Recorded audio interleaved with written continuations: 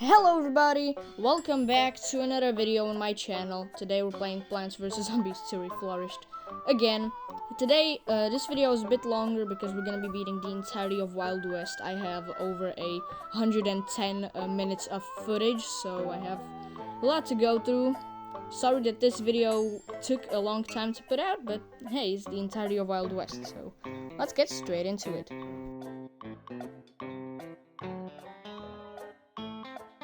On day 1 of Wild West, after a bit of yapping from Penny, she tries to teach me something. The new thing are minecarts, the entirety of this world. The new world gimmick, you may say.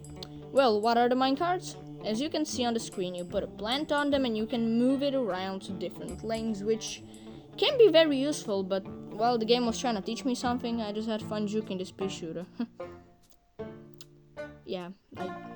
Sorry, pea shooter. Day 1, like almost every day 1 in the game, has nothing more than a few regulars and coneheads, and it's more of a tutorial to teach us about the minecarts. And can you see what I put on the minecart? A sunflower, so useful. I don't know why I did that. I tried out the new three-peater we got back in Pirate Seas. I mean, not really tried out, but it's actually pretty good for the easier levels because it doesn't... Actually, it costs a lot, but it shoots in 3 lanes, which makes it really good if there's no too strong zombies, you know, and also I had a ton of plant food at the end, so no zombies are surviving this one. For beating day 1, we get the abomination called Split Pea. I would refuse to use it, but it's very sad because I have to use it because of this old grandpa down in the corner. This old grandpa in the corner has the body of a 20-year-old and jumps across the entire lawn. It's just like the digger zombie from pvz1, but he doesn't go underground, which forces us to use split peas. Or you can just kill him before his dynamite explodes. I mean, that also works. Oh look, I got a gift. Guess what's inside it? I'm guessing a costume. Bob da Build-Up. Day 3 has another new zombie, this one being the pianist zombie, which, whenever he shows up, music starts playing and all the zombies start going into random lanes, which could be a slight problem if some of your lanes are less protected than the others, but hey, he's not a big issue. Beating day 3 gives us the... Is that a dynamite? I don't like that. Oh, of course, it's just an endless zone. That's fine.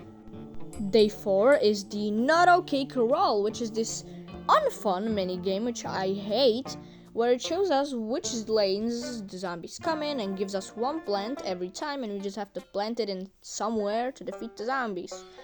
I don't really like this one. This one's kind of boring and sometimes a bit harder. I used the power-up on one of these later, but we're not gonna talk about that. But yeah, after all, this level is nothing too crazy, and after beating it, we get the Potato Mine 2.0. It's just like a potato mine, but it costs 25 sun more, and it doesn't need time to get out of the ground and explode. And it also stuns all zombies in the lane, behind the zombie that eats it. Guess what I'm gonna be using now? Day 5 has another new zombie, this one being the Poncho Zombie, which either has a chance to spawn with nothing under his poncho, or a metal shield that acts as a bucket. Way to go, man! Day 6 was a last stand. I went with this weird three-peater kind of build and won on my first try with 0 lawnmowers remaining. Day 6 also unlocked a good plant. Yes, I said it, it's a good plant. Peapod is basically like a pea shooter that costs 125 sun, but you can stack them up, which means if you add another one, it's a repeater, then a three-peater, which shoots in 3 peas in one lane, and then it can become a 6-shooting pea Gatling mega something. The only problem, it costs too much, and it's only really good if there's a minecart, but I used it for the next level, for literally no reason. A lot of people say Peapod is like a really bad plant because of its high cost, but I think once you get him on a minecart, he's just a mega Gatling pea. Just look at it. He shoots 5 peas at once. That's like really good. And it's only on a single tile, not on like the whole lawn. If you wanted to have this, you would need at least like 3 repeaters or 5 pea shooters. So I think it's good. Wanted delicious brain meat. Mini boss time. I was actually waiting this level to be like super easy, and it was. Most of the time these levels are just a copy paste, you know. It sends out the Garg on this first wave, 2 Gargs on the second one, and it's the same thing all over again. Next, we got a key to far future. Definitely a key. But we're not going to far future yet because day 9. These plants are mine. Well, not mine, yours. They're for the mine cards. Dave, are you okay? Oh, because it's locked and loaded. What was that dialogue supposed to be? First of all, I noticed how much wintermelon costs now, costing a whopping 650 sun. But that's not all, because we got the best plant of Wild West as well. Lightning Reed. For some reason, I just love Lightning Reed. I don't know why. Maybe it's the thing that he can hit multiple zombies at once, or being extremely cheap, or Chicken Wrangler. Day 10 introduces us to the worst zombie of Wild West, the Chicken Wrangler. As you can see, upon getting hit a few times, he releases a ton of chickens that are really fast. This is why a lot of people say he's the worst zombie of Wild West, but I think he's not even that hard to deal with. You just need to use Lightning Reed.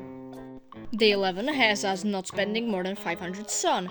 In vanilla, I planned down 4 lightning reeds and beat the level like that, but in this game, lightning reed actually costs 150 sun, which means I won't have enough for 4 lightning reeds, so I had to use Peapod. I had exactly enough sun to make a 4 shooting Peapod, just 4 peoples in one, and because there were only some regulars and coneheads, it was not a big problem. Pretty easy level. For beating day 11, we get the Shovel Boost perk, which gives you an additional 25% sun back when shoveling up plants. Day 12 is the Not Okay Corral. I already talked about these types of levels and I'm not going to talk about them again. All you need to know is they gave me Bloomerang. And we unlocked Melon Pult. After beating the level, I realized I had 101 gems and went ahead and bought Imitator from the store. Imitator allows you to bring in 2 of the same plants. Day 13 had Bull Riders, which are fast zombies that launch an imp after hitting a plant. Nothing a single cherry bomb can't handle. A good strategy to beat them is either cherry bomb or place a plant right in front of them so they throw their imp and slow down so you can beat them easily. Day 14 is just an ordinary level with chickens and pianos. Day 15's objective is don't lose more than 2 plants, which is really easy. These levels will get harder over time, don't worry. Beating the level gives us Walnut First Aid, which is a very useful trophy because it allows you to plant another walnut on a walnut to heal that walnut. Did that sound confusing? Yeah, you'll understand in the next level. Day 16 shows us the mechanic of Walnut First Aid because we have to protect this walnut on the minecart. If the walnut gets damaged, we just plant another walnut on it and it will get healed. This is what the Walnut First Aid is for. As you can see, I plant a walnut on a damaged walnut, which heals the walnut. Walnut. The next level is Don't Let the Zombies Trample the Flowers, and it's like really easy. Beating it gives us a gift. Let me guess, it's gonna be a costume. It's not a costume. Day 18 is Last Stand level, which I fail once, twice, but then I lose again. I hate the Chicken Wrangler.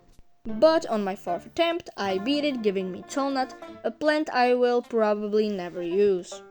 Day 19 is just a little bit stupid, but just like on the previous level, I used the Mega Gatling Peapod, plus a few Split Peas and Lightning Reeds, and a Twin Sunflower. Day 20... Day 25 is stupid. Prospector Zombie. Day 22 is the Locked and Loaded level, giving us Sunflower, Repeater, Bloomerang, Iceberg Lettuce, Potato Mine, and Wintermelon. Beating it gives me this cool costume for the Repeater. Here we go again.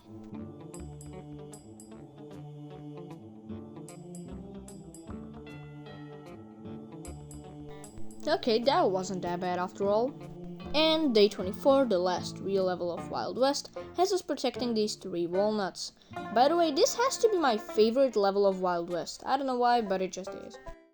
The level was pretty easy thanks to Walnut First Aid. I just got a bit scared when they sent out a bull rider in every lane at the final wave, but we had all our lawnmowers remaining, so it would have been fine. We didn't even need to use the lawnmowers after all. And now it's time for the boss. In Wild West, Zombot shows up in a kinda cool looking Zombot with a bull on its back. That doesn't make much sense, but hey, you do your game. I thought the boss would be pretty easy, but thanks to Zomboss's seemingly unfair attacks, like, come on, you can't just wipe out half of my lawn in a single second. And if you thought that was a one-time thing, no, because he can just wipe out 2 lanes whenever he feels like it. Like, what am I expected to do? Chickens.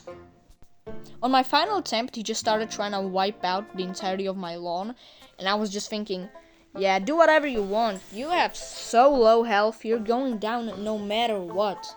And after just a few more shots for my plans, we defeated Zomboss, and just like that, we have gotten the Wild West trophy and beaten the entirety of Wild West in one video. About a 12-minute long video, if you ask. And now, all I want to say is, thanks for watching. I'll see you next time in far future.